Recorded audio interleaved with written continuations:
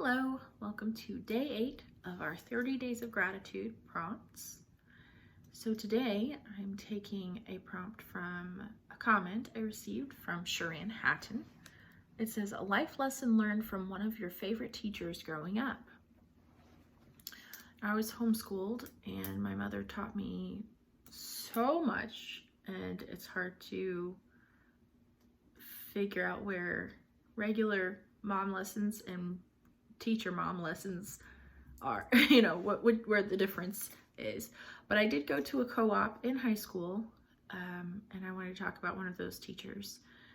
Maybe we can do a more parent specific prompt at some point.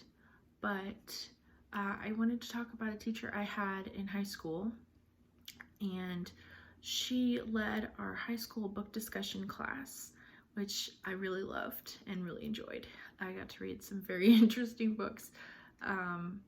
But senior year of high school, she had us read Mere Christianity. And so I got a lesson from that, though maybe not directly from her, is not the one I'm thinking of. But she had us read Mere Christianity by C.S. Lewis, and I love C.S. Lewis so much. And I don't know if that love mostly started in high school or if it had before that, but I know after that I was really into C.S. Lewis's more theological works too.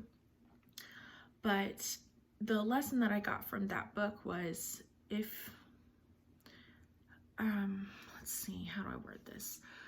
I grew up in a Christian home, and I've always believed in God,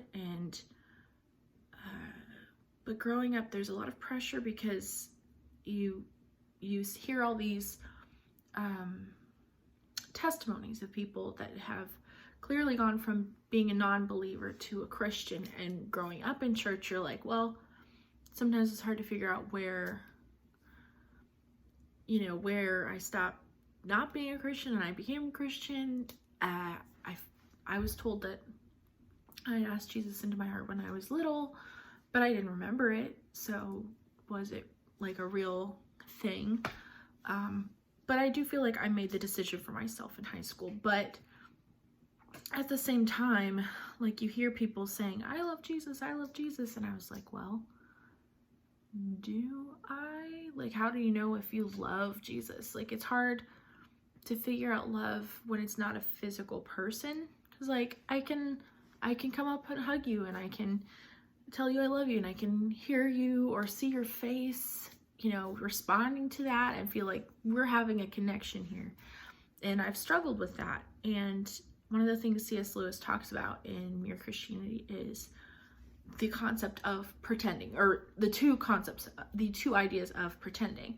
And one is pretending to keep something a secret, to keep up a facade and not show the true you inside. And then there's pretending because what you're pretending to be is what you're wanting to be. And he talks about, like, if you're not sure if you love God, act like it. And because that kind of pretending is more, it's real, even though it's pretending. And when you act because you want to be something, you become that thing.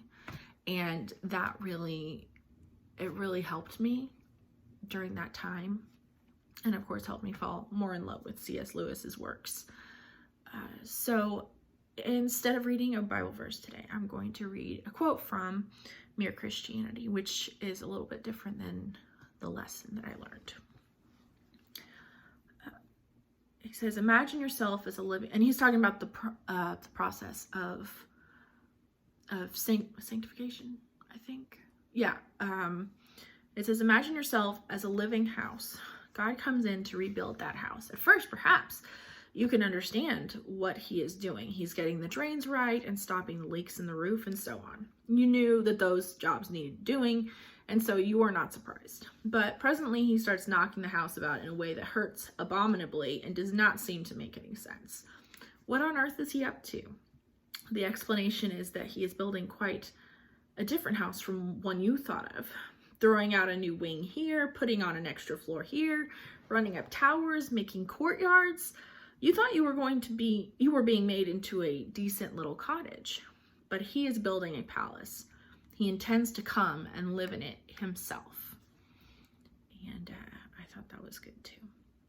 But yeah, so what is a life lesson that you learned from one of your favorite teachers growing up? All right, we'll see you tomorrow for day 9.